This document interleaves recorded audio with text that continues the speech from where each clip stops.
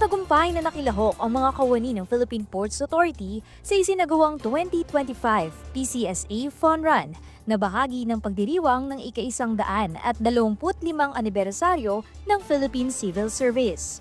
Ang tema ng selebrasyon ngayong taon, bawat kawani, lingkod bayani, puso, dangal at galing para sa bayan.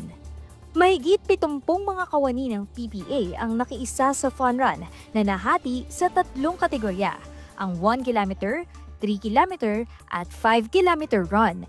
Sa mensahe ni Chairperson Marilyn Baruayap, binigyang diin ang layunin ng aktibidad, ang pagtataguyod ng kalusugan, kagalingan at pagkakaisa sa hanay ng mga lingkod bayani. Sabay-sabay nating ilulunsad ang selebrasyong ito. Ang Fun Run na ito ay higit pa sa isang kaganapang pampalakasan. Isa itong makabuluhang pagtitipon na sumasagisag sa ating sama-samang puwersa tungo sa isang mahusay, mas matapat at mas makataong pamahalaan. Mabuhay ang serbisyo sibil! Mabuhay ang bawat lingkod bayani!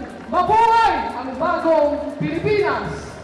Bukod dito, ang mga naliko mula sa aktibidad ay ilalaan para sa Pamanang Lingkod Bayani Program, isang inisyatibong nagbibigay pugay sa mga bayani ng serbisyo publiko. Highlight din ng selebrasyon ang Servant Heroes Mascot Presentation kung saan nagpakitang gilas ang mga mascot ng bawat ahensya. Patuloy ang PPA sa pakikilahok sa mga ganitong aktibidad upang paigtingin ang ugnayan sa iba't ibang ahensya ng pamahalaan habang pinapalakas ang diwa ng serbisyo at bayanihan. Jel Manalo para sa PPA TV.